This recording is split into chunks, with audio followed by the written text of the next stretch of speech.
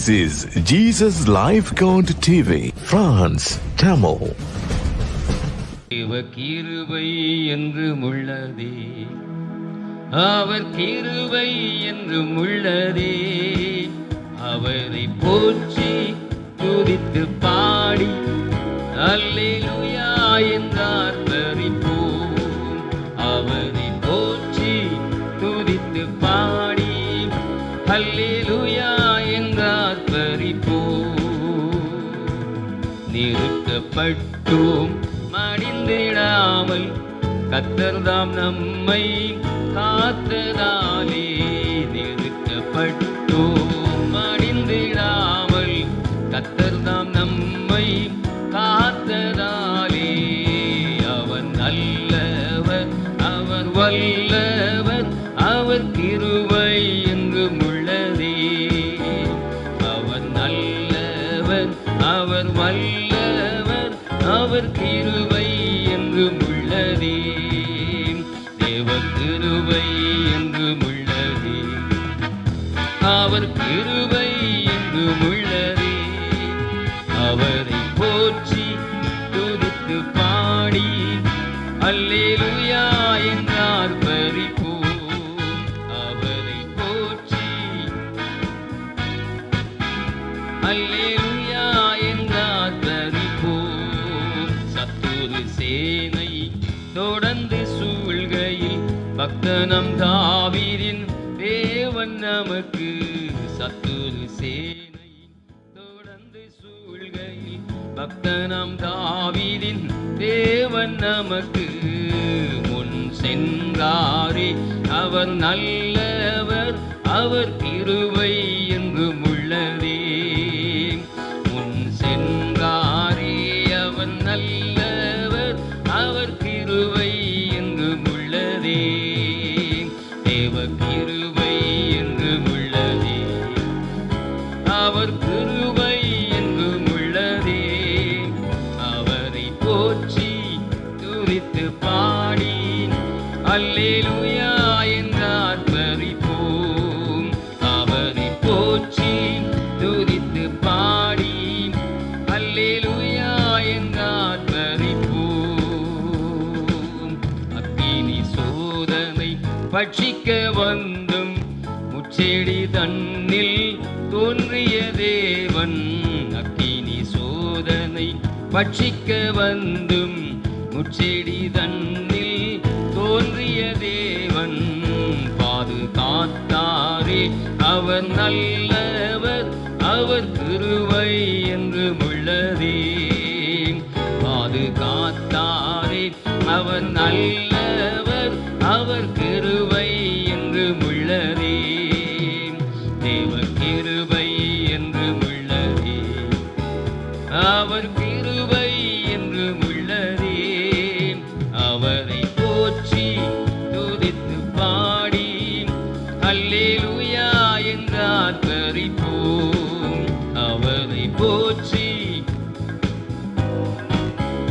அல்லேலூயா என்றார் பரிப்போம். காரிருள் போன்ற கஷ்டங்கள் வந்தும், பாரினில் அவரின் பாதையில் ஒளியாய். காரிருள் போன்ற கஷ்டங்கள் வந்தும், பாரினில் அவரின் பாதையில் ஒளியாய். என்னை நடத்தினாரே அவர் நல்லவர், அவர் கிருபை என்றும் உள்ளதே. என்னை நடத்தினாரே அவர் நல்லவர், அவர் கிருபை என்றும் உள்ளதே. தேவ கிருபை என்றும் உள்ளதே, அவர் கிருபை என்றும் உள்ளதே. அவரை போற்றி துதித்து பாடி அல்லேலூயா என்றார் பரிப்போம். அவரை போற்றி துதித்து பாடி அல்லேலூயா என்றார் பரிப்போம்.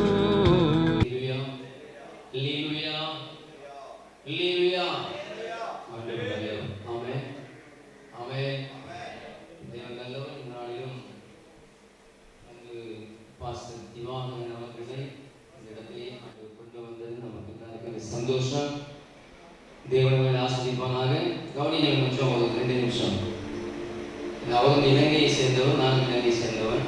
இலங்கை மக்களை பார்த்தீங்கன்னு சொன்னால் உண்மையாகவே லைவ்லேயே நம்ம எல்லாருமே யுத்தத்தை பார்த்து யுத்தத்தை அனுபவிச்சவங்க, மரணத்தை கண்ணு முன்னாடி பார்த்தவங்க, எல்லா ரத்தம் சாவு மிக கொடூரமான மரணத்தெல்லாம் பார்த்து வந்தவங்க. அப்போ அங்கேருந்து இப்போ இந்தியா கொண்டு யூரோப்லேருந்து எல்லாம் உலக நாடு எல்லா நாடுகளிலும் இலங்கை ஜனங்களை ஆண்டவர் கொண்டு போயிருந்தது. அகதிகள் என்ற பேரில் தான் இன்னைக்கு வெளியே வந்தோம். அது இன்னைக்கு அந்த அகதிகள் என்ற நம்மை தேவன் ரட்சித்து நம்முடைய பாவங்களை வந்துட்டு தம்முடைய ஊழியர்களாக மாற்றி இன்னைக்கு அநேகருக்கு ஒரு வழிகாட்டியா எனக்கு நன்மை செய்கிறவங்களா தேவன் நம்மை வைத்திருக்கிறது மிக சந்தோஷமான ஆசீர்வாதமான காரியம். ஆமென். இந்த வெளிநாட்டில் பார்த்தீங்கன்னா இலங்கை மக்களுடைய சபை இல்லாத நாடே கிடையாது. அந்த அளவு இன்னைக்கு ஊழியம் இருக்குது. பாஸ்கரவங்க எனக்கு 2 மாதத்துக்கு முன்னாடி தான் தொடர்பு நினைச்சாங்க. என்னன்னு சொன்னால் கவனிக்கிறேங்க, அண்ணன் பிரான்ஸ் இருக்கிறாரு. அவங்க வந்து மேடை பாடல், இவர் மேடை அப்படின்னு பாடல். 2003ஆம் ஆண்டுக்கு முதல்ல மேடை அறிவிப்பாங்க. அண்ணன் வந்து மேடை பாடல். அப்போ அவங்க 2 பேரும் நல்ல ஃப்ரெண்டு. இப்போ தான் தெரியுது, பாசக்கடலில் வந்ததுக்கு அப்புறம் தான் தெரியும். இப்போ ஆண்டவர் வச்சுட்டு அந்த ஒரு சபை, அவங்க ராக் டிவி, அந்த எல்லாருமே டிவி ஒன்று நடத்துகிறாங்க. நாட் சதுர சபை, வடக்கு கிழக்கு தெற்கு மேற்கு 4 பக்கமும் முடியும். இதுதான் நம்ம சபை. ஆமென். ஹல்லேலூயா, ஹல்லேலூயா. வசனம் என்ன சொல்லுது? சத்தியத்தை அறிவீர்கள், சத்தியம் உங்களை விடுதலையாக்கும். பேசுகிறது நீங்கள் எல்லாம் பரிசுத்த ஆவியானவரே பேசுவாங்க. ஆமென். எனக்கு அறிமுகப்படுத்தின ஊழியக்காரங்கள்லாம் அதெல்லாம் ஊழியக்காரங்க தான் எனக்கு அறிமுகப்படுத்திக்கிட்டாங்க. அதுக்கப்புறம் பாசத்துக்கு வந்து குடும்பம்லாம் இருக்கிறாரு. இப்போ எனக்கு 3 பாட்டு ரெக்கார்டிங் நடந்துட்டு நீங்கள் முடிச்சுட்டு போய் ரெக்கார்டிங் போகலாம். அப்போ இன்னைக்கு இந்த இடத்துல அவர் வந்தது எனக்கு சந்தோஷம். ஏன்னா இலங்கையிலேருந்து பிரான்ஸ் கொண்டு போய் பிரான்ஸ் இங்கே நமக்கு பிரசங்கிக்கு இப்படி ஆண்டப்பட்டவங்க இருக்கிறார். அவன் தேவன் நல்லவர். கரங்களை நாம் ஆண்டவரை கொடுத்துருவோம்.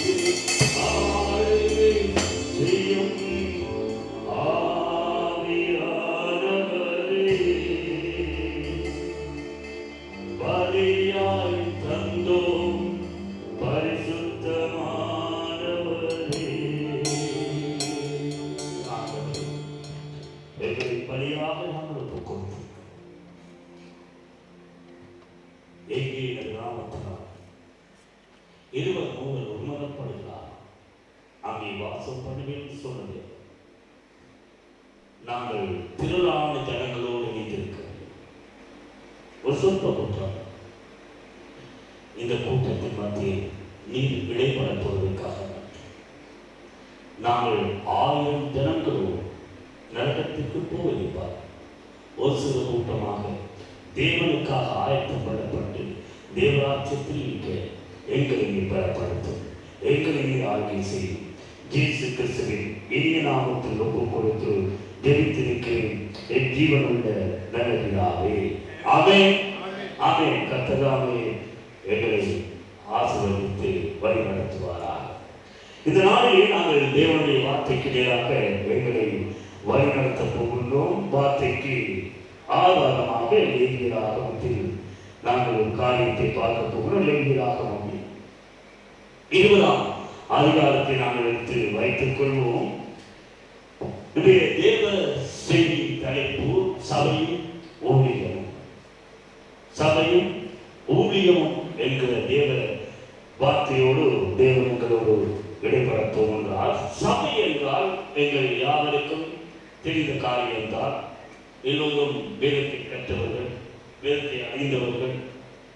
உங்கள் மத்தியில் செய்தியை கொடுப்பதற்கு நான் அதிகமாக தேவனை கேட்டு தேவன் தான் பேச வேண்டும். மாம்சத்திலே நாங்கள் செய்ய முடியாது. ஆவியானவர் எங்களை நடத்த வேண்டும். ஆகவே இந்த வேளையிலே சபை என்றால் என்ன? கிரேக்க மொழியில் சபைக்கு எக்கிலீசியா. அந்த எக்கிலீசியா என்ற பதத்தில் இருந்து வந்த அர்த்தம் தான் சபை. அவர் சபை என்பது யாரால் கொடுக்கப்பட்டது? சபை யாருடையது?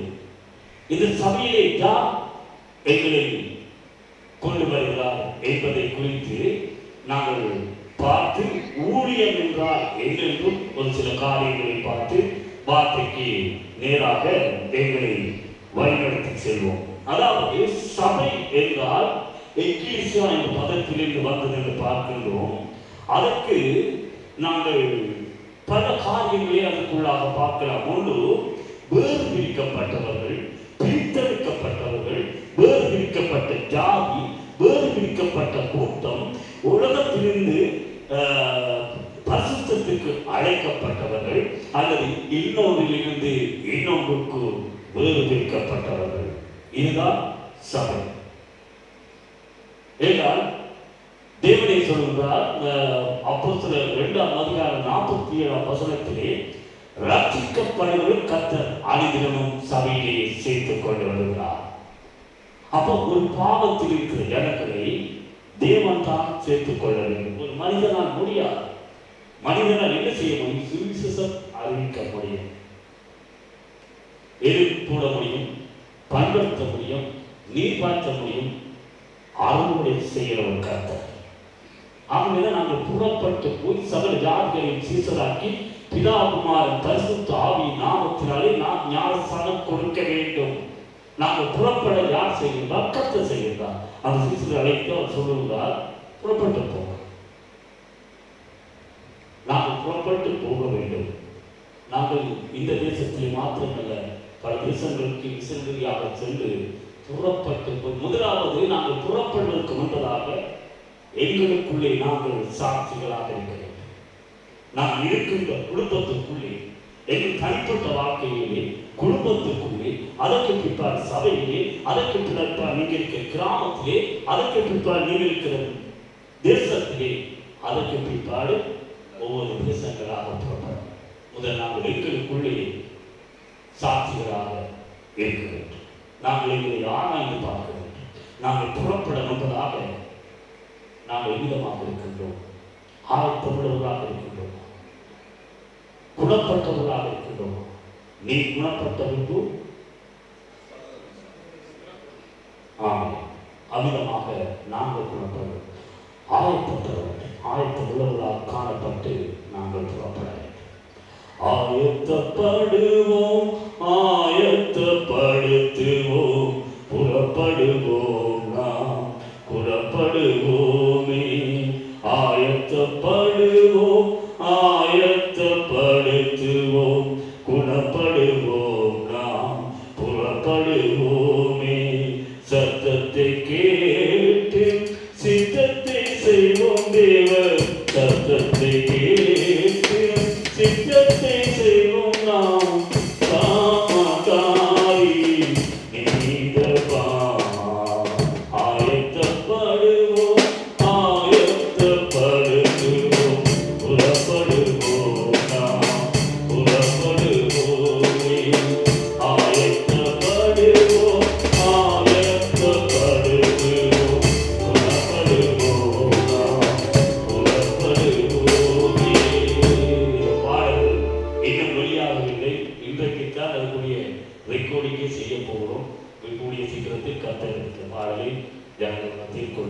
இருக்கிறார். ஆகவே இன்னும் நாங்கள் வார்த்தையை தியானிப்போம். லேவியராகமத்தை எடுத்து தியானிப்போம். லேவியராகம் 20ஆம் அதிகாரம்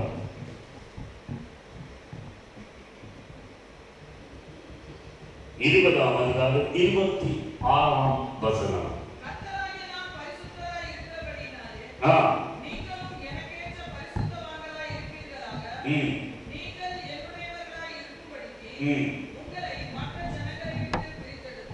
ஆமென். அல்லேலூயா. ஆண்டவரே, கர்த்தாவே, பரிசுத்தரே, வல்லமையுள்ள தேவனே, இந்த நேரத்தில் ஆண்டவரே நீர் எங்களோடு பேச போவதற்காக முதல் பாதத்திலே ஒப்புக் கொடுக்கிற ஆண்டவரே, நீர் பெருக வேண்டும் ஆண்டவரே, நாங்கள் செல்ல வேண்டும்.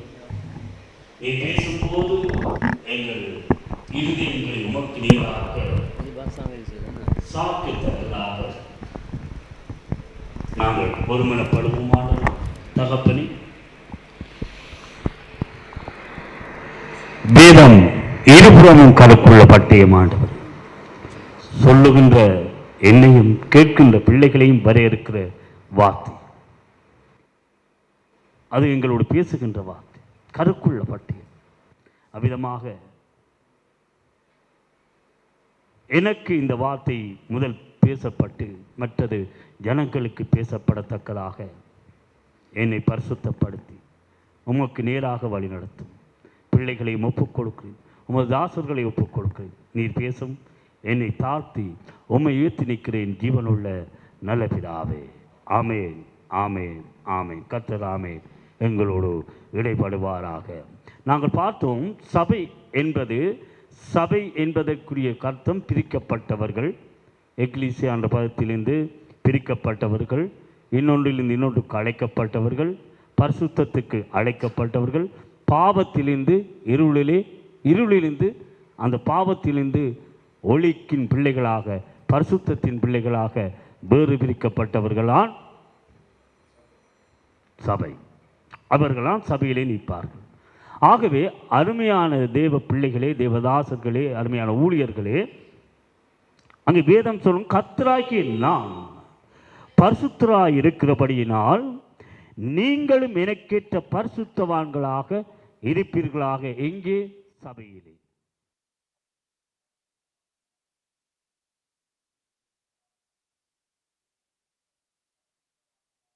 நீங்கள் இருப்பீர்களாக என்று அங்கே வேதத்திலே நாங்கள் பார்க்கின்றோம்.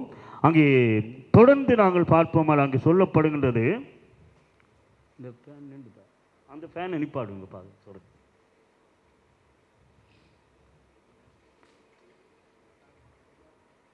அது எல்லாம் நிற்கணும், தேவையில்ல பாஸ். தேங்க்யூ. கர்த்தராகிய நான் பரிசுத்தராயிருக்கிறபடினால் நீங்களும் எனக்கேற்ற பரிசுத்தவான்களாக இருப்பீர்களாக. நீங்கள் என்னுடையவர்களாக இருக்கும்படிக்கு உங்களை மற்ற ஜனங்களை விட்டு பிரித்தெடுத்தேன். யாரு மற்ற ஜனங்கள் என்றால் யாரு? உலகத்தின் ஜனங்கள், தேவனை அறியாத ஜனங்கள். தேவனை அறியாத ஜனங்களை தேவன் ஒரு காலத்தில் கூட்டி சேர்ப்பார். இப்பொழுது தேவன் சொல்கிறால், அந்த மற்ற ஜனங்களில் விக்கிரக வழிபாடுகள், தேவனுக்கு பிரியமில்லாத அருவருப்புகள், தேவனை நோக்கி பார்க்காத ஜனங்களில் இருந்து உங்களை வேறு பிரிக்கிறவர். இந்த பிசாசின் பிரிகையிலிருந்து எங்களை வேறிக்கு பிரிக்கிறவர். மற்ற ஜனங்களில் சொல்ல, திருடவும் கொல்லவும் அழிக்கவும் வருகிறான் என்று வேறொன்றுக்கும் வரான், நானோ அவர்களுக்கு ஜீவன் உண்டாயிருக்கவும் பரிபூர்ணப்படவும் வந்தேன் என்று யோவான் 10ஆம் அதிகாரம் 10ஆம் வசனத்திலே பார்ப்பது போல் அந்த திருநடரிடமிருந்து எங்களை வேறு பிரிக்க வந்திருக்கின்றார். என்றால் கலிலியா கடலோரமாக இருந்த ஜனங்கள் பாவத்தில் வாழ்ந்தார்கள், இருளிலே வாழ்ந்தார்கள். அந்த இருளின் ஜனங்கள் அந்த இயேசுவை கண்டபோது, தேவனை கண்டபோது அவர்கள் பிரகாசம் அடைந்தார்கள். அவர்கள் தேவனை காண்பன் என்பதாக, தேவன் செய்தியை கொடுக்கும் என்பதாக அவர்கள் பெரிய பாவத்திற்குள் அடிமையாக இருந்தார்கள். அவர்கள் எந்த வாழ்க்கையும் செய்ய முடியாத, அந்த வாழ்க்கையில் எந்த முன்னேற்றம் அடைய முடியாமல் அவர்கள் இருளின் பிடிக்குள்ளே இருந்தார்கள். அந்த ஜனங்களை மீட்பதற்காகத்தான் இயேசு பூமிக்கு வந்தார். அல்லேலூயா. அவ்விதமாகத்தான் கர்த்தராகிய நான் பரிசுத்தராய் இருக்கிறபடினாலே நீங்களும் எனக்கேற்ற பரிசுத்தவான்களாய் இருக்கும்படிக்கு உங்களை மற்ற ஜனங்களை விட்டு பிரித்தெடுத்தேன். அல்லேலூயா. எதற்கு? சபையிலே வந்து நாங்கள் பரிசுத்தமாக நாங்கள் வாழ வேண்டும். பூமியிலே ஒருவரும் பரிசுத்தவான்கள் அல்ல. பரிசுத்தவான்கள் இருந்தாலும் இன்னும் நாங்கள் பரிசுத்தப்பட்டு கொண்டே இருக்கின்றோம். 1 பேதுருவின் புஸ்தகத்தில் எடுத்து தியானிப்போமானால், எடுத்து வாசிப்போம். 1 பேதுருவின் புஸ்தகம்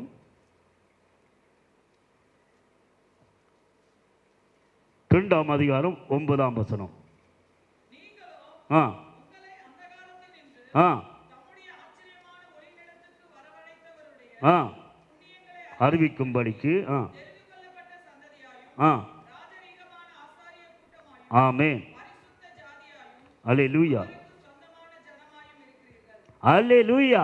நீங்களும் உங்களை அந்தகாரத்தின் தம்முடைய ஆச்சரியமான ஒளியிடத்துக்கு வரவழைத்தவருடைய புண்ணியங்களை அறிவிக்கும்படி தெரிந்து கொள்ளப்பட்ட சந்ததியாயும் ராஜரீக ஆசாரிய கூட்டமாயும் பரிசுத்த ஜாதியாயும் அவருக்கு சொந்தமான ஜனங்களாயும் இருக்கிறீர்கள். அல்லேலூயா. நாங்கள் என்னத்துக்கு வேறு விரிக்கப்பட்டிருக்கோம்? பரிசுத்தத்திற்கு. ஆகவே இன்றைக்கு நாங்கள் குழந்தைகள் இல்லை, நாங்கள் புருஷராக இருக்கிறோம். நாள்தோறும் நாங்கள் குழந்தைகளுக்குரிய ஆசீர்வாதம், தேவனுடைய வார்த்தையில் ஆசீர்வாதங்களையும் செழிப்பையும் குறித்து நாங்கள் கேட்டுக்கொண்டிருக்கக்கூடாது. இவ்வளவு காலம் பாலை கொண்டிருக்கிறோம். நாங்கள் பலமான ஆகாரங்களை உண்ணுவதாக நாங்கள் மாற வேண்டும். முன்னமே ஒரு காலத்தில் எவ்விதமாக இருந்தோம்? அங்கு சொல்லப்படுகின்றது, முன்னமே நீங்கள் தேவனுடைய ஜனங்களாக இருக்கவில்லை, இப்பொழுதோ அவருடைய ஜனங்களாக இருக்கிறீர்கள். முன்னமே நீங்கள் இரக்கம் பெறாதவராக இருந்தீர்கள், இப்போதோ இரக்கம் பெற்றீர்கள். இரக்கம் பெற்ற நாம், கர்த்தருக்குள்ளாக நாங்கள் மீட்கப்பட்ட நாங்கள், இயேசு கிறிஸ்துவில் இந்த சிந்தையே எங்களிலும் இருக்க வேண்டும். எங்களுக்குள்ளே இச்சைகள் இருக்கக்கூடாது. பாருங்க, நீங்கள் உங்களை அந்த காலத்தில் தம்முடைய ஆச்சரியமான ஒளியிடத்துக்கு வரவழைத்துள்ள புண்ணியங்களை அறிவிக்கும்படிக்கு தெரிந்து கொள்ளப்பட்ட ஜாதியாகும் ராஜரீக ஆசாரிய கூட்டமாயும் பரிசுத்த ஜாதியாயும் அவருக்குள் சொந்த ஜனமாயும் இருக்கிற நாங்கள் மாமிச இச்சைகளுக்கு விலகி ஓட வேண்டும். மாமிச இச்சைகளுக்கு விலகி ஓட வேண்டும். இந்த மாமிச இச்சையில் முதலாவது ஒரு காரியம் என்னவென்றால், பல காரியங்கள் இருக்கின்றது, ஆனால் முக்கியமான காரியம் பொருளாசை. இந்த பொருளாசை என்னத்துக்கு ஆதாரமாக இருக்கின்றது தெரியுமா? விக்கிர ஆராதனைக்கு ஒத்ததாக இருக்கின்றது. நாங்கள் சொருவ வழிபாடு மட்டும்தான் விக்கிர ஆராதனை அல்ல. சிலுவை விக்கிர வழிபாடுகள், கோயில்களை செய்கிற விக்கிரகங்கள் மட்டும் விக்கிரக வழிபாடு இல்லை. நாங்களும் விக்கிரக வழிபாடு செய்து கொண்டிருக்கிறோம், எங்களை அறியாமல். கொலோசியர் 3ஆம் அதிகாரம் 5ஆம் வசனத்தில் வாசிப்போமானால், கொலோசியர் 3ஆம் அதிகாரம் 5ஆம் வசனம், பொருள் ஆசை என்னும் விக்கிரக ஆமை வாசிங்க பாபு.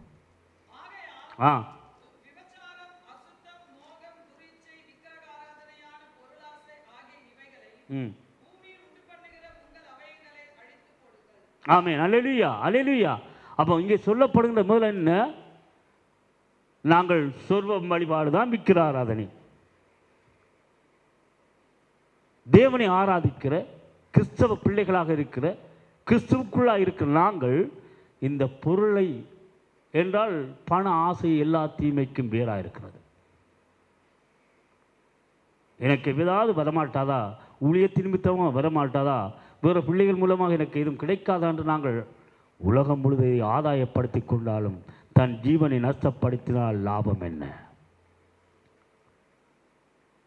அருமையான என்னுடைய தகப்பன்மாரை, இது நான் பேசவில்லை, தேவன் பேசுகின்றார். எங்களுக்கு போதும் என்ற மனசை மிகுந்த ஆதாயம். இன்றைக்கு இந்த இந்தியா தேசத்தில் தான் நான் கேள்விப்பட்டதெல்லாம், எத்தனையோ ஜனங்கள் சபையில் சாப்பிட முடியாத நிலைமையில் இருக்கின்றார்கள். ஆனால் தங்களுக்கென சொத்தை சேர்த்திருக்கிறார்கள். தங்களுக்கென குடும்பம் ஆசீர்வாதமாக வெளிநாட்டுகளிலே படித்து கொண்டிருக்கிறார்கள். ஆனால் சபையிலே வந்த தென்று அங்கே ஏழை விதமாக இருந்தாலோ அவ்விதமான நிலைமையிலே அங்கே சபைகளிலே ஜனங்கள் இருக்கிறார்கள். நாளே ஆகார தேவை சந்திக்கப்பட முடியாதபடிக்கு இந்த இந்தியா இலங்கை தேசத்திலே ஜனங்கள் இருக்கிறார்கள். ஆனால் ஊழியர்களோ பிரம்மாண்டமாய் வாழ்ந்து கொண்டிருக்கிறார்கள். ஏன்? பொருளாசை. அப்போ அவர்கள் தேவனுக்கு ஆராதனை செய்கிறார்களா, பிசாசுக்கு ஆராதனை செய்கிறார்களா? பிசாசுக்கு ஆராதனை விக்கிர ஆராதனை. விக்கிர அவர் பொருளைக்கு ஆசைப்படுகிறார்கள். ஆகவே அவர் செய்கிற ஆராதனை விக்கிரக ஆராதனை. ஏன் அங்கே கூட்டம் போகின்றது, ஏன் அங்கே ஜனங்கள் போகின்றார்கள் என்றால் பிணங்கள் எங்கேயோ காடுகள் அங்கே வந்து கூடும். எங்கே செத்த கிரிகைகள் இருக்கின்றதோ அங்கே ஜனங்கள் வருவார்கள். நாங்கள் அதை குறித்து நாங்கள் ஏன் இவ்வளவு மோசமாக செய்கின்றார்கள், எவ்வளவு பண ஆசையோடு செய்கிறார்களே, இந்த இடத்துல மட்டும் இந்த ஜனங்கள் ஏன் போகிறார்கள் சிந்திக்க வேண்டும். ஜனங்களை அங்கே ஒப்பு கொடுத்துருவார். மனம் திரும்பினால் நித்திய ராட்சியம், மனம் திரும்பாவிட்டால் ஐயோ. எடுத்துக்கொள்ளப்பட்ட அந்த 5 கன்னிகைகள் போல நாங்கள் சொற்ப ஜனங்களாக இருப்போம், ஆயத்தமாக இருப்போம். அவர்கள் சொல்லலாம், நாங்கள் இன்றைக்கு பார்க்கும்போது நல்ல அற்புதமாக ஊழியர் செய்கிறார்கள், நல்ல விடுதலை கொடுக்கிறார்கள், நல்ல சுகம் கொடுக்கிறார்கள். தேவன் என்ன சொல்லுகின்றார்? லூக்காவின் புத்தகம் மத்தேயுவின் புத்தகத்தை பார்ப்போமானால், அக்கிரமிச்சேக்காரை என்னை விட்டு அகன்று போங்கள். நாங்கள் அற்புதங்களை செய்தோம் அல்லவா, தீர்க்கதரிசனம் உரைத்தவும் அல்லவா, பிசாசுகளை துரத்தணும் அல்லவா, இதெல்லாம் செய்வீங்க. பிசாசும் அற்புதம் செய்வான், பிசாசும் ஆசீர்வதிப்பான். இன்றைக்கு இந்த இந்தியா தேசத்திலான் ஜஸ்டின் என்று உங்களுக்கு தெரிந்தவர் நினைக்கிறேன், அவர் சினிமாவில் இப்போ ஆராதனை செய்ய போகிறார். அது பிசாசுல ஆராதனை, கடவுள் ஆராதனை, கடவுளுக்கு ஆராதனை இல்லை. அவங்கள இச்சை சோகங்களுக்கு தேவன் விட்டு விட்டார், அவங்க செத்து மடியட்டு.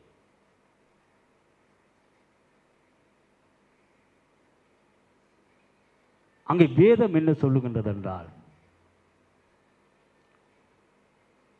நாங்கள் வேதத்தினூடாக எல்லாவற்றையும் பார்க்கும்போது எங்களுக்கு தெரியும் அவர்கள் அற்புதங்கள் செய்கிறார்கள், அதிசயங்கள் செய்கிறார்கள். தேவன் சொல்லுகின்றார், உன் நாமத்தினால் தீர்க்கதரிசனம் வைத்தோம், அற்புதங்களை செய்தோம், எல்லாவற்றையும் செய்தோம், நான் உங்களை அறியவில்லை, அக்கிரமச்சேக்காரர், என்னை விட்டு அகன்று போங்கள்.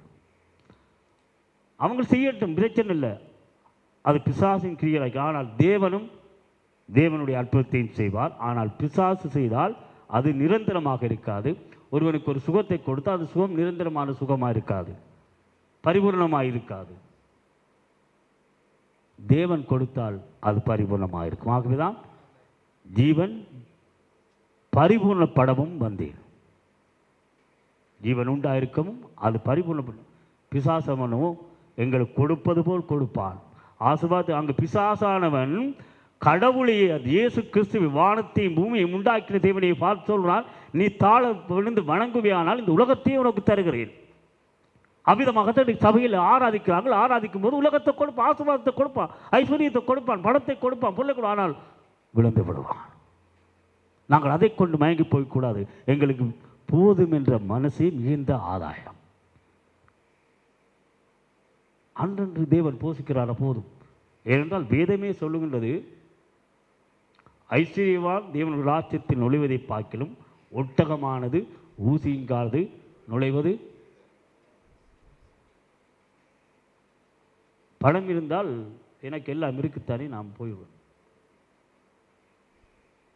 ஆனால் வேதத்திலே நல்ல பணம் படைத்தவர்களுக்கெல்லாம் தேவன் தேவைப்பட்டார். சகை எனப்பட்ட மனிதன் இருந்தான். அவன் ஆயக்காரனும் வரி வலிசிக்கிறனும். லூக்கா புத்தகத்திலே பார்த்தால் தெரியும். ஆயக்காரக்கு தலைவனும் வரி வசூலிக்கிறவனுமாக இருந்தான். அவனுக்கு இயேசு தேவைப்பட்டார். ஆனால் அவன் என்ன செய்தான்? எப்படி என்று பார்க்க வகை தேடினானே ஒழிய அவரை ஏற்றுக்கொள்ளவில்லை, விசுவாசிக்கவில்லை. அவரை சொல்கிறாங்க, அவர் கடவுள் என்று சொல்கிறாங்க, அவர் நல்லவர், அற்புதங்கள் செய்கிறார், பார்ப்போம் என்றுதான் அவன் ஜனக்கூட்டத்துக்குள்ளே போகலாம். அதை பார்க்க முடியாததினால் அவன் கள்ளனும் கட்டேனுமாக இருப்பதனால் காட்டத்தை மரத்தில் இருந்த போது இயேசு கிறிஸ்து அவரை பார்த்து இறங்கி வாங்குகிறார். அவன் இறங்கி போன போது அவனுக்கு ரட்சிப்பு, உன் வீட்டுக்கு இன்றைக்கு ரட்சிப்பு வந்து என்று சொன்ன போது அவன் உடனே மனம் திரும்புகின்றான். ரட்சிப்பு வந்த உடனே அந்த பாவ செயல்கள், அங்கே பாருங்கள், தேவன் எவ்விதமாக பிரிக்கிறார். பாவத்தில் இருந்து ஜனங்களை தனக்கென்று வேறு பிரிக்கிறார், இந்த உலகத்திலிருந்து வேறு பிரிக்கின்றார். இந்த வேறு பிரிக்கிற கூட்டங்கள் சேருகிற இடம்தான் சபை. இந்த சபையிலே தேவன் அனுதினமும் ஜனங்களை கூட்டி சேர்க்கின்றார். அவ்விதமாக சகை மனம் திரும்பின போது அவன் இந்த சகை உடைய சொல்றான், நான் யாரிடம் அநியாயமாய் வாங்கியிருந்தால் இரட்டத்தினையாக கொடுக்கிறேன். அல்லேலூயா. இதுதான் மனம் திரும்புதல். அல்லேலூயா, மனம் திரும்புதல். இவ்விதமாக இன்னும் ஒரு இடத்தை நாங்கள் பார்ப்போமானால், ஐஸ்வர்யவான் நூற்றுக்கு அதிபதியை குறித்து பார்க்கிறோம். தேவனை சொல்லுகின்றார், இவனை போல இஸ்ரவேலில் இருக்கும் நான் ஒருத்தரை காணவில்லை. ஆச்சரியப்படுகிறார். நூற்றுக்கு அதிபதி தன்னுடைய வேலைக்காரனுக்காக போய் என்ன செய்கின்றார்? வேலை செய்கிறார். பழம் படித்தவன். ஆகவே இயேசு கிறிஸ்துவுக்கு இந்த உலகத்திலே தேவன் எல்லோருக்கும் தேவை. பிச்சைக்காரன் இருந்தாலும் அவனுக்கும் தேவை, ஐஸ்வர்யவானாக இருந்தால் அவனுக்கும் தேவை, கடவுளோடு இருப்பவனாக இருந்தால் அவனுக்கும் தேவை. இயேசு கிறிஸ்து நாங்கள் இன்றைக்கு ஆராதிக்கிறோம், தேவனங்களோடு இருக்கிற வைராக்கியம் பாராட்டலாம், உண்மைதான். சில காரியங்களை தேவனங்கள் இல்லத்திலே அனுமதிக்கிறார். ஒரு கடன் பிரச்சனை, ஒரு வியாதி, ஒரு வேதனை, ஒரு தின்பத்தை அனுமதிக்கிறார்னா நாங்கள் சோர்ந்து போகக்கூடாது. இதுவும் தேவநாமம் மகிமைக்கு. நமக்கு தெரியும், யோவான் 11ஆம் அதிகாரத்திலே மார்த்தாள் மரியாளுடைய வீட்டிலே லாசரு எனப்பட்ட ஒரு சகோதரன் இருக்கிறான். அவருடைய சகோதரன் இயேசு கிறிஸ்து பெத்தனியா கிராமத்தில் சுற்றி திரிகின்ற நாட்களில் இந்த இல்லத்திலே போய்த்தான் அவர்களோடு கூடி உலாவி அவர்களோடு உண்டு உறங்கி அன்பாகியிருக்கின்றவர். அப்போ அந்த நாட்களிலே இயேசு கிறிஸ்து அற்புதங்களை செய்தார், அதிசயங்களை செய்தார், விதாயதியனை குலப்படுத்தினார், முடவரை பார்க்க செய்தார், கீழாத செவிடரை கேட்க செய்தார், இவ்விதமாக மரித்தவர்களை உயிர்ப்பித்தார்.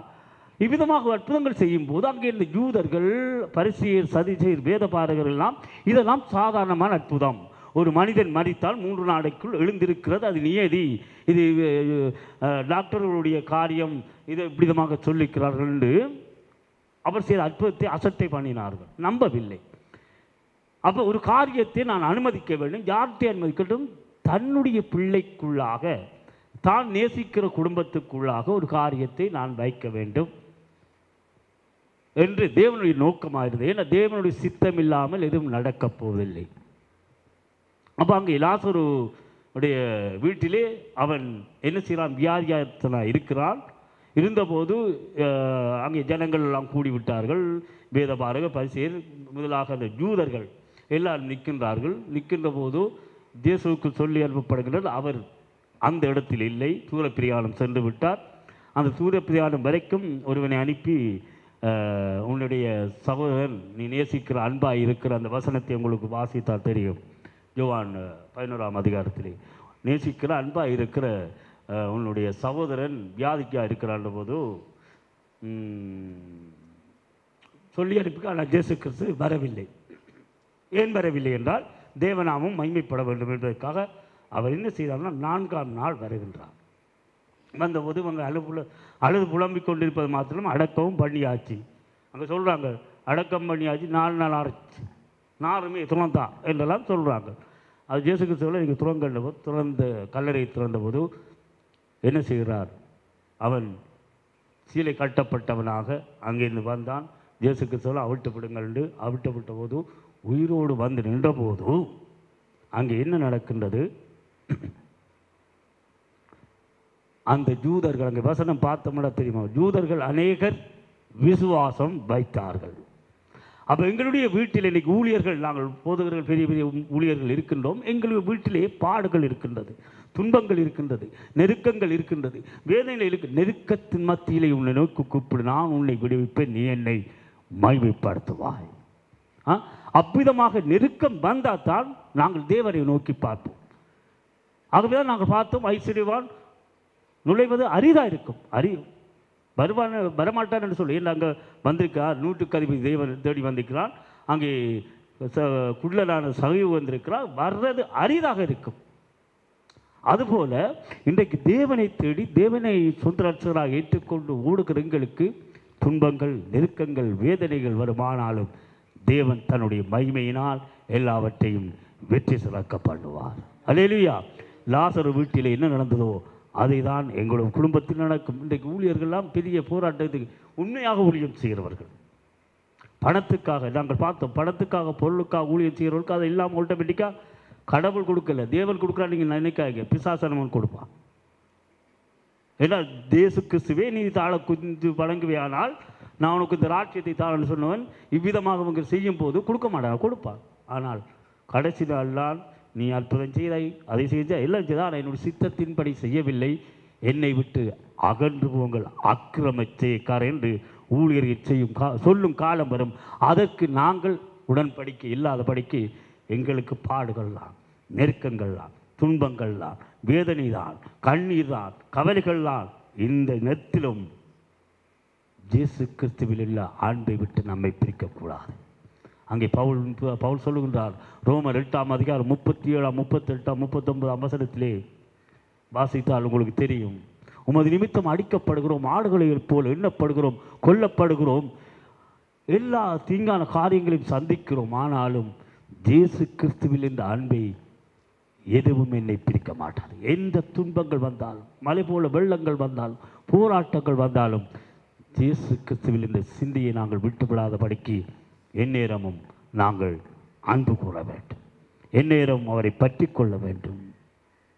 எந்நேரம் நாங்கள் அவருடைய வாஞ்சியாக தொடர வேண்டும். எங்களுக்காக அவர் பலியாக இருக்கின்றார். எங்களை மீட்பதற்காக அவர் பலியாக இருக்கின்றார். ஆகவே அருமையான தேவஜனங்களே, இன்றைக்கு நாங்கள் பார்த்து கொண்டு வருகின்ற சபை என்றால் இப்போது பார்த்திருக்கோம், வேறு பிரிக்கப்பட்டவர்கள், வேறு பிரிக்கப்பட்ட ஜாதி, வேறு பிரிக்கப்பட்ட கூட்டம், இன்னொன்று இருளிலிருந்து பரிசுத்தத்துக்கு அழைக்கப்படும். இன்னொரு கோணத்தை பார்த்தால் ஆவிக்குரிய சரீரம். சபை என்பது ஆவிக்குரிய சரீரம். யோவான் 17ஆம் அதிகாரம் 17ஆம் வசனத்தை பார்ப்போமானால் அங்கே சொல்லப்படுகின்றது. யோவான் 4ஆம் அதிகாரம் 24ஆம் வசனம், மன்னிக்கவும்,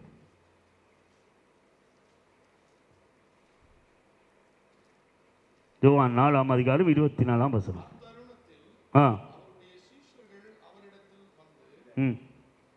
நோ தேவன், ஆமேன், ஆவியோடும், ஆமேன். அடுத்தது நாங்கள் பார்த்தோம், சபை என்பது ஒரு கோணத்தில் பார்த்தால் ஆவிக்குரிய சரீரம். அப்ப ஆவிக்குரிய சரீரமாகிய சபையிலே அவர் எங்களை கொண்டு வந்து, அவர் ஆவியாயிருக்கிறார். ஆகவே நாங்களும் ஆவியோடும் உண்மையோடும் அவரை தொழுது கொள்ள வேண்டும். உம்மை முழு உள்ளத்தோடு ஆராதிப்பேன், முழு பலத்தோடு அன்பு கூறுவேன். ஆராதனை ஆராதனை ஆராதனை ஆராதனை, அல்லேலூயா, ஆராதனை ஆராதனை ஆராதனை ஆராதனை. தேகோவாரப்பா தேகோவாரப்பா, சுகம் தந்தீரே நன்றி ஐயா. தேகோவாரப்பா தேகோவாரப்பா, சுகம் தந்தீரே நன்றி ஐயா. சுகம் தந்தீரே நன்றி ஐயா. உம்மை முழு உள்ளத்தோடு ஆராதிப்பேன், முழு பலத்தோடு அன்பு கூறுவேன். ஆராதனை ஆராதனை ஆராதனை ஆராதனை, அல்லேலூயா, ஆராதனை ஆராதனை ஆராதனை ஆராதனை. ஆமென். ஆகவே சபை என்றால் ஆவிக்குரிய சரீரம், ஆவிக்குரிய சரீரம். நாங்கள் பிரித்தெடுக்கப்பட்ட ஜாதி, பிரித்தெடுக்கப்பட்ட கூட்டம், பிரித்து இன்னொன்றில் இன்னொன்றுக்கு அழைக்கப்பட்டவர்கள். அடுத்தது ஆவிக்குரிய சரீரம். அவர் ஆவியாயிருக்கிறார். அந்த ஆவியாரை தேவ சமூகத்தில் வந்து நாங்கள் ஆரிக்கும் போது ஆவியோடும் உண்மையோடும் தொழுது கொள்ள வேண்டும். ஏனென்றால் மாமிசம் ஒன்றுக்கும் உதவாது, ஆவியோ உயிர்ப்பிக்கிறது. ஆவியானவர் தான் எங்களை நடத்த வேண்டும். ஆவியானுக்கு நாங்கள் இடம் கொடுக்க வேண்டும். அப்போ ஆவியானவர் எங்களை வழிநடத்தும்படிக்கு நாங்கள் பரிசுத்தப்பட வேண்டும். யார் எங்களை பரிசுத்தப்படுத்த முடியும்? ஒரு போதகர் பரிசுத்தப்படுத்த முடியுமா? ஒரு விசுவாசி பரிசுத்தப்படுத்த முடியுமா? இல்லை, தேவ தான் எங்களை பரிசுத்தப்படுத்த முடியும். கொரிந்தியரின் புஸ்தகம் 1 கொரிந்தியரின் புஸ்தகத்திலே 1ஆம் அதிகாரம் 2ஆம் வசனம். ஆ ஆ ம்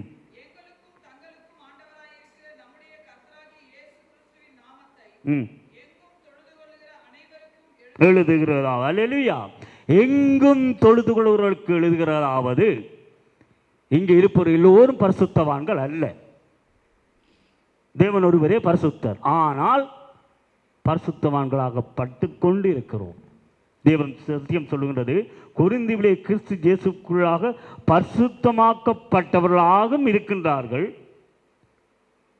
என்றால், இயேசு கிறிஸ்து மரித்து உயிர்த்தெழுந்த போது பரிசுத்தவான்களாக மரித்தவர்கள் எழுந்திருந்தார்கள் என்று வேதத்திலே பார்க்கிறோம். அவ்விதமாக இன்றைக்கு இருக்கின்ற நாங்கள் ஒரு சில கூட்டங்கள் இருக்கலாம். ஆனால் நாள்தோறும் நாங்கள் பரத்துக்கேறும் படிகள் போல நாள்தோறும் நாங்கள் பரிசுத்தமாக்கப்பட்டு கொண்டிருக்கிறோம். ஒருவரும் பரிசுத்தவான் இல்லையே. எல்லோரும் பாடுகளோடு, துன்பங்களோடு, நெருக்கங்களோடு, வேதனைகளோடு இருப்பதனால் சில வேளைகளில் எங்களுக்கும் சில சறுக்குகள் வரலாம். ஆனாலும் தேவ ஆவியானவர் எங்களை பலப்படுத்துவார். அல்லேலூயா. கொரிந்தியிலே கிறிஸ்து இயேசுக்குள்ளாக பரிசுத்தமாக்கப்பட்டவர்களாயும் பரிசுத்தமாகும்படிக்கு அழைக்கப்பட்டவர்கள் நாங்கள். இன்றைக்கும் நாங்கள் பரிசுத்தமாக்கப்பட்டு கொண்டே இருக்கிறோம். முடிவு பரியந்தம் நிலை நிற்பவனே ரட்சிக்கப்படுவான். அல்லேலூயா. நாள்தோறும் எங்களுக்கு எப்போது தேவன் கொடுத்த நாள் இருக்கின்றதோ, எங்களுக்காக மரணம் எப்போது நியமிக்கப்பட்டு இருக்கின்றதோ, அன்று வரைக்கும் அந்த நாள் வரைக்கும் நாங்கள் நாள்தோறும் பரிசுத்தமாக்கப்பட்டவர்களாகவே இருக்க வேண்டும். பரிசுத்தமாக்கப்பட்டவர்களாக நாங்கள் வாழ வேண்டும். ஒருவரும் பரிசுத்தம், ஒருவரை குற்றம் சொல்லலாது, ஒருவரும் குறை சொல்ல முடியாது. நான் நீதிமான் அல்ல. நாங்கள் எங்களை நீதிமான்களாக்கினால் நாங்கள் பரிந்துரைக்கப்பட்ட போய்களாகும். நாங்கள் பாவியாகி அங்கே பாருங்கள், பரிசேயன் ஆயக்காரன் இருவர்கள் ஜெபம் பண்ணும்படி தேவாலயத்துக்கு போகிறார்கள். ஒருவன் பரிசேயன், ஒருவன் ஆயக்காரன். அங்கே நீங்கள் மார்க்கின் புத்தகத்தில் பார்த்தா தெரியும். அந்த ஆயக்காரன் என்ன சொல்லுகின்றான்? தன்னை நீதிமானாக காட்டுகிறான். தான் செய்த தான தர்மங்கள், தான் எடுக்கிற ஜபங்கள், தான் எடுக்கிற எல்லா காரியங்களையும் உயர்த்துகிறான். உயர்த்தின மாத்திரமல்ல, மற்றவனை குற்றமும் படுத்துகிறான். நாங்கள் எங்கள் பேரில் ஒருவருக்கு குறை இருக்குமானால் முதலாவது நாங்கள் மன்னிக்க வேண்டும். மன்னிக்காமல் நாங்கள் இதை செய்தாலும், எந்த பெரிய ஊழியக்காரன், எந்த பெரிய வேதத்தை நீங்கள் கற்றிருந்தாலும் சரி, நல்லா ஜபங்களை ஏறெடுக்கிறவங்களாக இருந்தாலும் சரி, நல்லா துதி வீரர்களாக இருந்தாலும் சரி, அன்பு எங்களுக்குள்ளே இருக்க வேண்டும். அன்பு இருந்தால் சகலவற்றையும் தாங்கும், சகலவற்றையும் சகிக்கும், சகலவற்றையும் நம்பும், சகலவற்றையும் மன்னிக்கும். அப்போ எங்களுக்கு ஒவ்வொருவர் மீது, சகோதரர் மேல் எங்களுக்கு மன்னிப்பு வேண்டும். மன்னித்தால் தான் உங்களுடைய தப்பிதங்கள் உங்களுக்கும் மன்னிக்கப்படும். அங்கே இயேசு கிறிஸ்து சொல்லுகிறார், அவர் மரித்து அடக்கம் பண்ண போகிற, அதாவது சிலுவையில் அறையப்படுற நேரத்திலே மரிக்க முன்பதாக, பிதாவை இவர்கள் செய்வதறியாமல் செய்கிறார், இவர்களை மன்னியும். எங்களால் முடியுமா? மரணத்துக்கு நியமிக்கப்பட்டு விட்டார். இவர் செய்வதறியாமல் செய்கிறார்கள். ஆகவே ஒருவன் செய்யும் போது அவனுக்குள்ளிருந்தில்லை, அவனை சில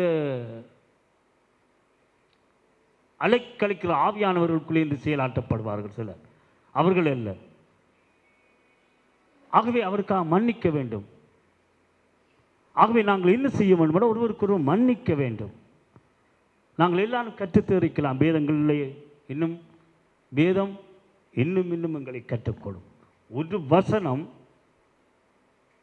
பல வருடத்துக்கு ஒரு வசனத்தை பற்றி செய்து கொடுக்கலாம். அந்த அளவுக்கு தேவன் உங்களுக்கு ஆவியானவர் வழிபடுத்த, ஒவ்வொரு ஆளுக்கு ஒவ்வொரு வியாக்கியானங்கள், ஒவ்வொரு விளக்கங்களை ஆவியானவர் கொடுப்பார். எல்லோரும் கற்றிருக்கலாம். நீ என்னத்தை தான் கற்றிருந்தாலும் அன்பு இராவிட்டால் எல்லாம் அன்பு இருக்க வேண்டும். ஆகவே அங்கே பாருங்கள், எங்களுக்கு முதலாவது வேணும் தாழ்மை. ஊழியர்களாக எங்களுக்கு தாழ்மை வேண்டும். தாழ்மையா பொறுமையா நாங்கள் செய்வாங்க. ஒன்று தாழ்மையும் இல்லை. அந்த பரிசேயனுக்கு மற்றவனை குற்றமும் படுத்துகிறான். சொல்லுகிறான், போய் நான் அதை செய்திருக்கேன், எதை செய்கிறேன், அதை செய்கிறேன். அந்த வசனத்தை எடுத்தால் உங்களுக்கு தெரியும், எடுத்து தியானிக்கும். ஆயக்காரன் பரிசை இருவர் ஜெபம் பண்ணும்படி தேவாலயத்துக்கு போகிறார்கள். ஒருவன் ஆயக்காரன், ஒருவன் பரிசேயன். ஆயக்காரன் பரிசேயன் என்று தான் செய்த எல்லா தான தர்மங்களையும் அதை செய்த இது செய்தேன் என்று அவன் என்ன செய்கிறான்? தன்னை உயர்த்துகிறான். மார்க்கின் புத்தகத்தில் பார்க்க ஆ ஆ ஆ ம் ஆமென். ம் அல்லேலூயா. பாருங்க, தான் எல்லாத்தையும் செய்கிறேன். ஓகே, நீ உன்ட்ட பாட செய்யலப்பா, அது ஒரு பிரச்சனை. அதையும் செய்து போட்டு, ஏனென்றால் இடக்கை செய்கிறது வழக்கை அறியக்கூடாது.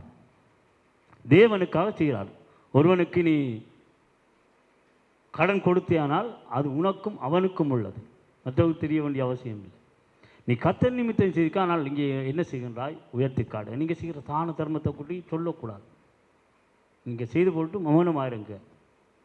இந்த பூமியிலே ஒரு ஏழைக்கு, ஒரு சிறியவனுக்கு, ஒரு திக்கற்றவனுக்கு, விதவைக்கு செய்கிறதைத்தான் தேவன் அங்கே பார்க்கின்றார்.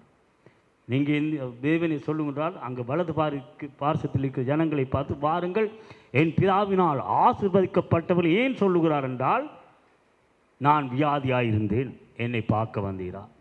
நான் சிறையிலே அடைக்கப்பட்டிருந்தேன், என்னை பார்க்க வந்தீர். நான் தாகமாயிருந்தேன், எனக்கு தண்ணீர் கொடுத்தீர்களா? நான் பசியாயிருந்தேன், பசியை போக்கினீர்களா? இவ்விதமாக நீங்கள் செய்தபடியினால் வாருங்கள் பிதாவினால் ஆசீர்வதிக்கப்படும். அப்போ கேட்குறாங்க அவங்க, நாங்கள் இதையெல்லாம் இப்போ செய்தோம் என்று தேவனிடம் கேட்கும்போது, எனக்கு இல்லை, இந்த பூமியிலே ஒரு சிறியோனுக்கு நீ செய்திருக்கிறாய், அதனால் நீ ஆசீர்வதிக்கப்படுகிறாய். தேவனுடைய சந்தோஷத்துக்குள் பிரவேசி. ஆகவே நாங்கள் என்ன செய்ய வேண்டும்? நன்மை செய்ய படிக்க வேண்டும், நன்மை செய்ய பழக வேண்டும். பூமியிலே நன்மை செய்வதை தவிர வேறொன்றுமில்லை. இல்லாதவருக்கு கொடுத்து, நாங்கள் பசியோடு இருப்பவருக்கு ஆகாரம் கொடுத்து, ஏன்னா எங்கள் மூலமாக தான் அவர்களுக்கு போஷிக்கப்பட வேண்டும். நல்லோர் மேலும் தீயோர் மேலும் தேவன் மலையை வரிசிக்க பண்ணுவது போல் எல்லாருக்கும் தேவன் உணவுடைய கொடுப்பார். ஆனால் வீதியோரங்களில் தாய் தகப்பை இழந்து அங்கவீனமாக இருக்கிறவருக்கு யார் மூலமாக? எங்கள் மூலமாகத்தான் அவர்களுக்கு ஆகாரம் கிடைக்க வேண்டும். நாங்கள் அதை செய்ய வேண்டும். செய்து போட்டு வந்து மேடையில் நின்று பிரசங்கிக்கிறதில்லை. ஆனால் இவன் என்ன செய்தான்? விதமாக பிரசங்கித்தான்.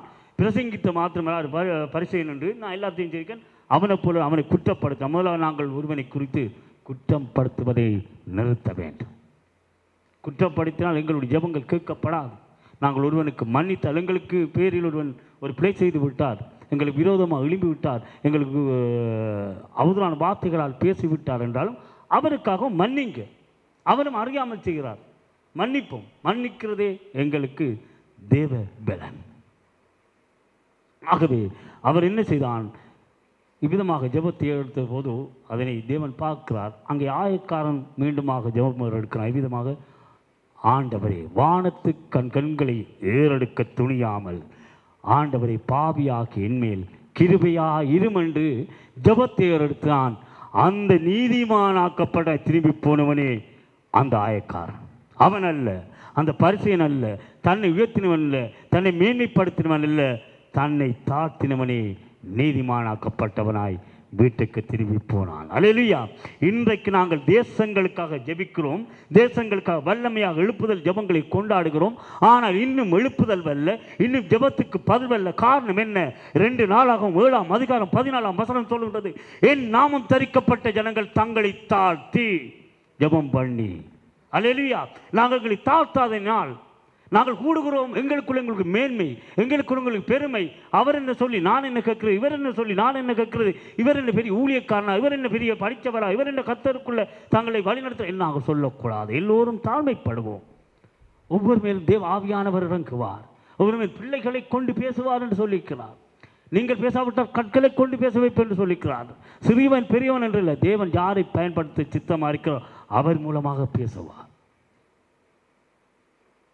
ஆகவே அருமையான தேவஜனங்களே, எங்கள் ஜெபங்கள் கேட்கப்படுவதற்கு முதலாவது எங்களை நாங்கள் தாழ்த்த வேண்டும்.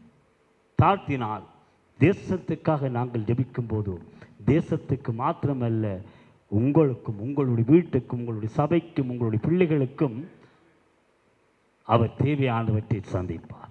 முதலாவது தேவனுடைய ராஜ்யத்தையும் நீதியையும் தேடுங்கள். அவருடைய விருப்பம் என்ன? உலகம் ரட்சிக்கப்பட வேண்டும், உலகம் ஆதாயப்படுத்த வேண்டும். அதற்காக நாங்கள் அவர் என்ன சொன்னாரோ அதை செய்வோம்.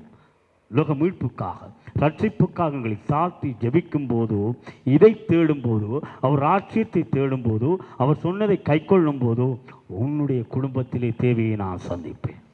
முதலாவது தேவனுடைய ராட்சியத்தையும் தீதியும் தேடுங்கள்.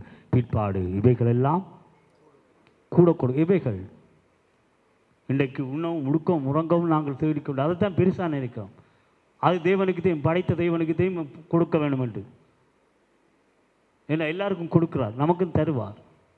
அதை விட தேவைகள் இருக்கின்றது. குடும்ப தேவைகள், பிள்ளைகளுக்கு திருமணம், படிப்பு செலவுகள், வேறு வேறு காரியங்களுக்கு இவைகள் சந்திக்கப்படும் எல்லாம் முதலாவது தேவனுடைய ராட்சியத்தை தேடுங்க. இன்னும் கிடைக்கவில்லை என்று சோர்ந்து போகாதீங்க. நாங்கள் ஊழியக்காரர்கள், எப்போதாவது தேவன் செய்வார். நாங்கள் கூப்பிடுவோம், கேட்போம். அங்கே லூக்கா புத்தகம் 18ஆம் அதிகாரம் 7ஆம் வசனத்தை பார்ப்போமானால், தம்மை நோக்கி இரவும் பகலும் கூப்பிடுவதற்கு தம்மால் தெரிந்து கொள்ளப்பட்ட பிள்ளைகளின் விஷயத்தில் நீடிய வாசிங்க பாசர் 18:7 லூக்கா.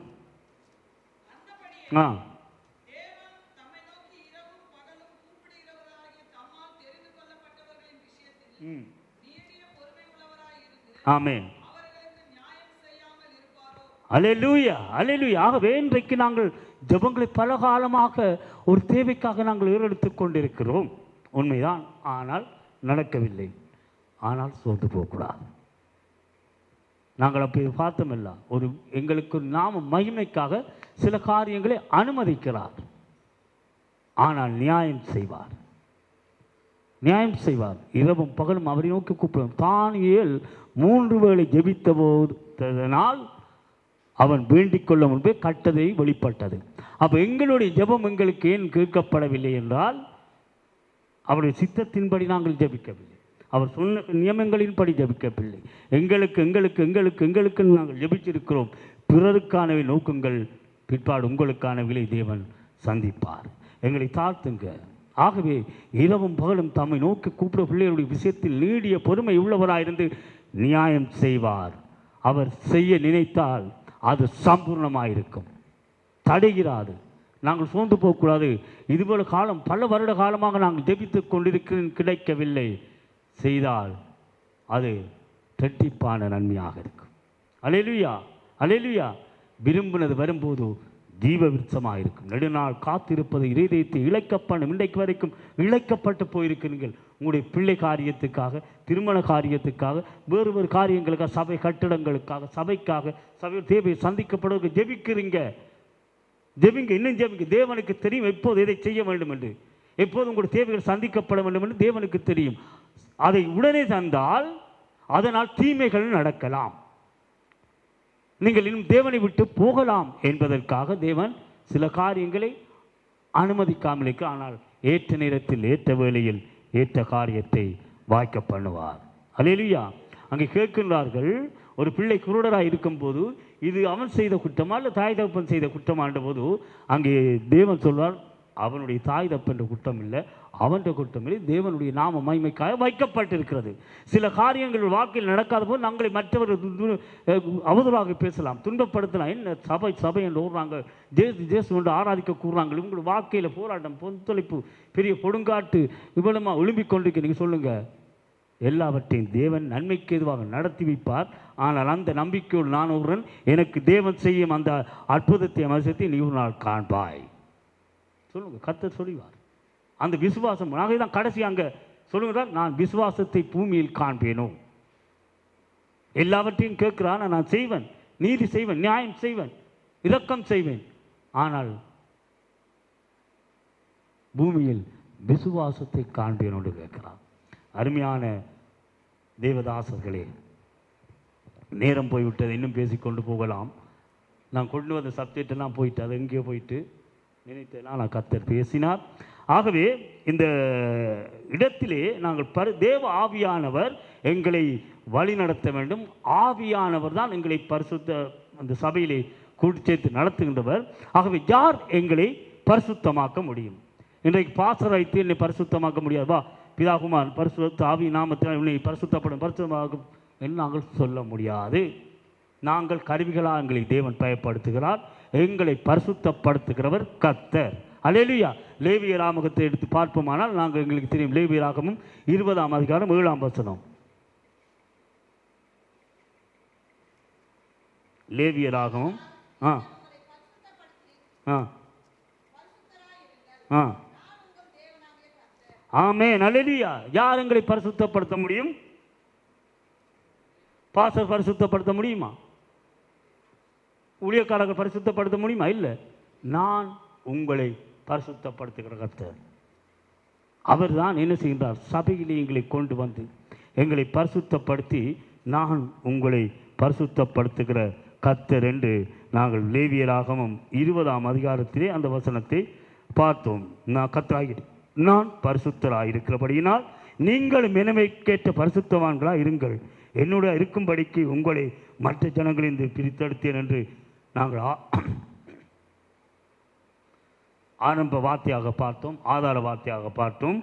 இங்கே அதே அதிகாரத்தினால் அதனால் நீங்கள் உங்களை பரிசுத்தப்படுத்தி பரிசுத்தராயிருங்கள், நான் உங்கள் தேவனாய் கர்த்தர், என் கட்டளை கைக்கொண்டு நடவுங்கள், நான் உங்களை பரிசுத்தமாக்குற கர்த்தர். நீங்கள் தேவனுடைய கட்டளை நியமங்களை கைக்கொள்வீர்களானால், வேதத்துக்கு கீழ்ப்பணிந்து வாழ்வீர்களானால், சத்தியத்தின் கட்டளை கீழ்ப்பணிந்து வாழ்வீர்களானால், அவருடைய சித்தத்தை செய்கிறவர்களாக வாழ்வீர்களானால், நான் உங்களை பரிசுத்தப்படுத்துகிற கர்த்தர். அல்லேலூயா. மனுஷனால் சொல்லி எங்களை பரிசுத்தப்படுத்த முடியாது. நாங்களே எங்களை பரிசுத்தப்படுத்த என்று சொல்லிக்கொண்டு இருக்க முடியாது. தேவன் பரிசுத்தப்படுத்துவார். எங்களை குறித்து தேவன் சாட்சி கொடுக்க வேண்டும். தேவன் சாட்சி கொடுக்க, உத்தமனும் உண்மையுமான ஊழியக்காரன் என்று தேவன் சாட்சி கொடுக்க உண்மையாக நடப்போம். தேவனுக்கு, மனிதனுக்காக அல்ல, தேவனுக்குள்ளே உண்மையாக இருப்போம்.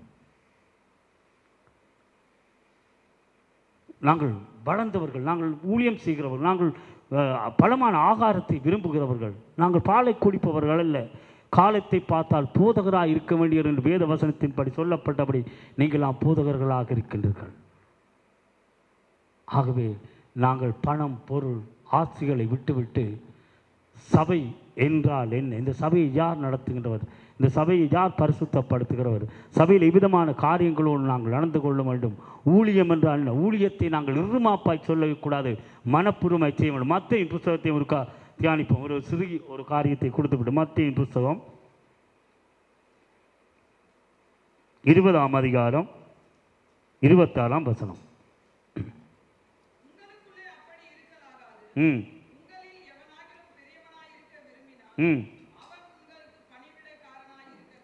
அல்லேலூயா. அப்போ இங்கே பாருங்க, உங்களுக்குள்ளே இப்படி இருக்கலாகாது, உங்களில் இவனாயும் பெரியவனாக இருக்க விரும்பினால் அவன் உங்களுக்கு பணிவிடை. நாங்கள் ஊழியம் கொள்ள வரல, ஒருவனை வச்சு நாங்கள் ஊழியம் வாங்க வரல, ஒருவன் எதை அதை பெற்றுக்கொள்வதற்காக வரல, நாங்கள் ஊழியம் செய்ய வந்திருக்கின்றோம். இயேசு கிறிஸ்து பூமியில் இருக்கும்போது அவர் ஊழியம் செய்தார்.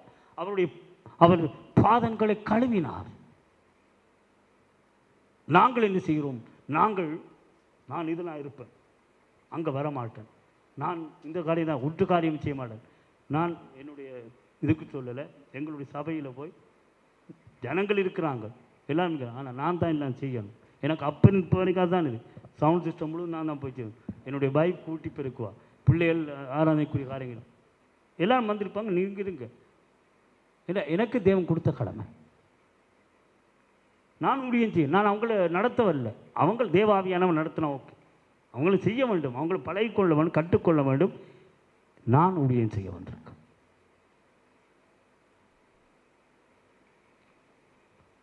நாங்கள் ஊழியம் கொள்ள வரல, தேவனுக்காக தாழ்மையோடு கீழ்ப்படிந்து ஊழியம் செய்வோமானால் மனப்பூர்வம் உற்சாகமாய் ஊழியம் செய்ய வேண்டும். ஊழியத்தை குறித்து பார்க்க போனால் நிறைய காரியங்களை கதைக்கலாம், பேசலாம். நேரம் போய்விட்டது, 1 மணித்தியாலம் கொடுத்தாங்க, இன்னும் பேசி கொண்டிருக்கலாம். ஆனால் ஊழியத்தை நாங்கள் இருமாப்பாய் செய்யாதபடிக்கு அன்பாய் செய்வோம். எங்களுக்குள்ளே நான் பெரியவன் நீர் சிறியவன் என்ற எதுவும் போகலாம். எங்கே என நாமத்தில் ஒரு மனமாய் இருக்கிறார்கள். நாங்கள் எல்லோரும் சகோதரர்கள். பாசம் சொன்னார் வந்து அங்கே இருக்கிற பாசம் சொன்னால் இதுக்கு போயிருங்கட்டு. நான் இந்த இடத்தை விரும்பலை, முதன்மையான இடத்தின் நோக்கில் எனக்கு அந்த இடத்துல உங்களோட சகோதரமாக ஒற்றுமையாக இருக்கணும். நான் வெளிநாட்டில் இருந்தால் பெரிய ஊழியக்காரன் இல்லை, உங்களை போல நீங்கள் தியானிக்கிற வேதத்தை நான் தியானிக்கிறேன், நீங்கள் இன்னொரு ஆகத்தை நான் பண்ணுறோம், உங்களோட ஒரு ரத்தம் தான் என்னோட. இந்த இடத்துல பொன்னாடைக்கும் பன்னாடைக்கும் நான் வரல, மாலைக்காக நான் வரல, இது எங்களுக்கு தேவையில்லை. தேவன் சாட்சியோடு தேவன் உயர்த்தினால் போதும். மனித மக்கத்தில் எங்களுக்கு உயர்வு வேணாம். தாழ்மையை தான் நோக்கி பார்க்குறார், உயர்த்துகிறவனை தாழ்த்துகிறார். தாழ்த்துகிறார். ஆனால் நான் இருந்த நிலைமை இன்றைக்கு நான் சிந்திக்கிறேன். பிரான்ஸ் தேசத்தில், ஐரோப்பா தேசத்தில் தேவன் என்னை பல இடங்களில் பயன்படுத்தி கொண்டிருக்கிறார் என்றால் நான் தாழ்மையாக இருக்கிறேன் தேவனுக்காக. நான் என்னோட எல்லாம் இருக்குது, எல்லா வசதியும் இருக்குது, எல்லாம் செய்ய முடியும். ஆனால் நான் பிரான்ஸ் தேசத்தில் வாடகை வீட்டுலாம் இருக்கேன், வீடொன்றும் வாங்கலை. ஆனால் தேவை, போக்குவரத்துக்கு கார் ஒன்று தேவை, அது இருக்குது. என்னுடைய வேலைகளுக்கு செல்வதற்கு மூட்டை வைக்க இருக்குது. குடும்பத்தோடு புரண்டாக்க அறுவலமாக நான் வேலை செய்து ஊழியம் செய்கின்றேன். முன்னேற ஊழியமாக இருந்தாலும் ஜனங்கள் வந்தால் நான் ஆதாய தொழிலாக பெற விரும்புகிறேன். வேலை செய்யணும். இந்த 1 மாத லீவில் தான் நான் இங்கே வந்திருக்கிறேன். வந்து தேவனுக்காக ஊழியம் செய்ய வேண்டும். சில குழந்தைகள், எளியவர்கள் சில உதவிகளை செய்ய வேண்டும். இலங்கை தேசத்தில் 150 பிள்ளைகளை மாதந்தோறும் போஷித்து கொண்டிருக்கிறோம் தேவனுடைய கிருபையினால். அதாவது 10 பேருக்குட்பட்ட குழந்தைகள், யுத்தங்களில் பாதிக்கப்பட்ட குழந்தைகளுக்கு செய்து கொண்டு வருகிறோம். அந்த டிவி ஊழியன் மூலமாக எனக்கு இதுவரைக்கும் நான் டிவி ஊழியம் செய்கிறேன். இதுவரைக்கும் நான் டிவி ஊழியம் மூலியமாக எந்த இன்கமிங் நான் பெறலை. அதற்கும் கொடுத்து ஊழியத்தை செய்கிறேன். அந்த தேவன் என்ன செய்கிறான்டா, இதை பெருமைக்காக சொல்லவில்லை, தேவனுக்காக நாங்கள் விட்டு கொடுத்து செய்யும்போது தேவன் போஷிப்பார். என்னுடைய ஒரே வருமானம் தான். நான் காற்றையும் காண மாட்டோம், மழையும் காண மாட்டோம், வாய்க்கால்களை நிரம்பியோட பண்ணுகிறார். இது அந்த விசுவாசத்தோடு. ஆனால் கடன் இல்லாமல் கர்த்தர் ஏதோ ஒரு ரூபத்தில் போஷிக்கிறார். எப்படி வருது என்னுடைய சபையாக்களுக்கும் அது பெரிய அதிர்ச்சி. பாச நீங்கள் ஒரு வேலை தான் செய்யுங்க, என்ன பாச உங்களுக்கு சபையால் ஒன்றும் இல்லை. என்னுடைய சபைக்கு கட்டர் வாடகைக்கும் நாங்கள் தான் கொடுக்குறோம். இதை குறித்து நான் இதுவரைக்கும் நோமலாக வேதத்தின்படி தசமாக காணிக்கக்கூடிய கற்பிக்க வேண்டும். நான் கற்பிக்கலை. நான் ஒரு விசுவாசத்தோடு ஏன் அது வந்தால் சபைக்கு தேவை, சபைக்குரிய தேவையை தேவன் சந்திக்கிறார் என்று அங்கத்தி பிரான்ஸை பொறுத்தவரையில் ஜனங்களை கூட்டி சேர்ப்பதே பெரிய போராட்டம். ஒரு ஆள் சபை கொண்டு வந்துட்டோம்னா இங்கே இருக்கிற அவ்வளோ பேருக்கு ஒரு ஆள் அங்கே. ஏன்னா அங்கே வேலைக்கு தானே நம்மளோட ஆக்கள் அமர்ந்தது. ஞாயிற்றுக்கிழமை கட்டாயம் அங்கே வேலை போட்டுருவாங்க. வேலை போட்டால் சபையில் அவங்கள காண முடியாது. அப்போ அவங்களுக்காக போராட வேண்டும். ஒரு ஆளை கொண்டு வந்து நிற்கிறா பெரிய விஷயம். அவர்கிட்ட கேட்டு இருப்பாங்க, 2-3 பேர் கேட்டும் இருக்கிறாங்க. பாச ஞாயிற்றுக்கிழமை நீங்கள் சேர்ச்சிக்கு கூப்பிடுங்க, எங்களுக்கு ஞாயிற்றுக்கிழமை வேலைக்கும் போட்டிருக்காங்க, நீங்கள் வேலைக்கும் போடுறது இங்கே காணிக்கக்கூடன்னா நாங்கள் அப்படி கொடுத்தாண்டு கேட்டாக்களும் இருக்கிறாங்க. இப்படியா இருக்கும்போது அவங்க அங்கத்திய சூழ்நிலை அப்படி. ஆனால் வேதத்தின்படி சில காரியங்களை செய்யணும், அவர்கள் மன விருப்பத்தின்படி செய்யணும். நாங்கள் பயப்படுத்தக்கூடாது. எல்லாவற்றையும் அன்பாய் செய்ய வேண்டும், இருமாப்பாய் செய்யக்கூடாது, மனப்பூர்வமாய் செய்ய வேண்டும், தாழ்மையோடு செய்ய வேண்டும் என்றால் தேவன் தாழ்மை உள்ளவனுக்கு கிருபை அளிக்கிறார். ஆமென், அல்லேலூயா. ஆகவே நாங்கள் இன்றைக்கு கொஞ்சம் காரியம் தான், நிறைய காரியம் சொல்ல வேண்டியது. ஊழியத்தை குறித்து சபை என்றால் என்ன, ஊழியம் என்றால் என்னென்றெல்லாம் பார்க்க வந்தது. ஊழியம் விதமாக செய்ய வேண்டும் என்றெல்லாம் பார்க்க வந்து நேரம் போதாமையாக போயிட்டு இருந்தும் இதுவரைக்கும் தேவன் நடத்தினதுக்காக உங்களோடு தேவன் ஐக்கியத்தை கொடுத்து உங்களோடு தேவன் பேச எத்தரித்த வார்த்தைகளை நான் கொடுத்திருக்கின்றேன். தேவன் பேசியிருக்கின்றார். அதற்காக தேவனுக்காக நான் நன்றி சொல்லுகிறேன். தேவன் இடத்தில் பேசியிருக்கிறார் என்ற ஒரு விசுவாசத்தோடு பேசுங்கப்பா, எங்களோடு பேசுங்கப்பா, நீங்க பேசினா எங்க வாழ்க்கை மாறும். பேசுங்கப்பா, எங்களோட பேசுங்கப்பா, நீங்க பேசினா எங்க வாழ்க்கை மாறும். பரிசுத்தத்தில் மகத்துவமுள்ள தேவாதி தேவன் நீரே, பரிசுத்தத்தில் மகத்துவமுள்ள தேவாதி தேவன் நீரே, பரிசுத்தமாய் மாறிடவே உங்க கிருபையினால் நடத்துங்கப்பா. பரிசுத்தமாய் மாறிடவே உங்க கிருபையினால் நிரப்புங்கப்பா. பேசுங்கப்பா, எங்களோடு பேசுங்கப்பா, நீங்க பேசினா எங்க வாழ்க்கை மாறும். பேசுங்கப்பா, எங்களோட பேசுங்கப்பா, நீங்க பேசினா எங்க வாழ்க்கை மாறும். ஆமாம், நாங்கள் யாவரும் எழுந்திருந்த வண்ணமா இந்த வேளையிலே நாங்கள் முற்றுமுழுதாக தேவனுக்கு எங்களை ஒப்புக் கொடுக்க போகும். ஆண்டவரே, இந்நாள் வரைக்கும் ஆண்டவரே இந்த பிள்ளைகள் செய்த ஊழியங்களுக்காகவே கூட சோத்திரம் ஆண்டவர். என்றும் ஆண்டவரே தகப்பனே, ஆண்டவரே தேவ ஊழியர்கள் ஆண்டவரே, எத்தனையோ குறைபாடுகள், எத்தனையோ வேதனைகள், எத்தனையோ கண்ணீர்கள் மத்தியில் ஆண்டவர் உமது ஊழியத்தை செய்ய இன்னும் வாஞ்சியோடு ஓடுகிறார் ஆண்டவரே. அந்த வேளையிலும் ஆண்டவர் எத்தனை உபத்திரவங்கள், எத்தனையோ ஆண்டவரை வன்முறைகள், எத்தனையோ ஆண்டவரை மிரட்டல்கள் மத்தியிலும் ஆண்டவரே இந்த ஊழியத்தை மனப்பூர்வமாய் செய்கிற ஊழியர்களை நீர் காண்கிறீர். நீர் இன்னும் நடத்தி வைப்பீர் ஆண்டவரே. பலவீனத்தின் மத்தியில் உமது பலன் பிள்ளைகளோடு பூரணமாய் இடைபட்டும். எந்த விதத்திலும் எங்களை மாமிசம் மேற்கொள்ளாத படிக்கு ஆவியானவர் எங்களை ஆளுகை செய்யட்டும். ஆவியானவருடைய ஆளுகைக்குள்ளே நாங்கள் எங்களை விட்டு கொடுத்து தேவ பலத்தில் நடக்கத்தக்கதாக இந்த ஊழியத்தையும் இந்த மேய்ப்பர்கள் கூடுகையிலே நாங்கள் இணைந்திருக்கிறோம். வடக்கு சென்னை வடமேற்கு ஊழியத்திலே நாங்கள் மேய்ப்பர்களோடு இணைந்திருக்கின்றோம். இந்த ஊழியத்தை தேவன் ஆசிர்வதிப்பார், அவர் நடத்துவார்.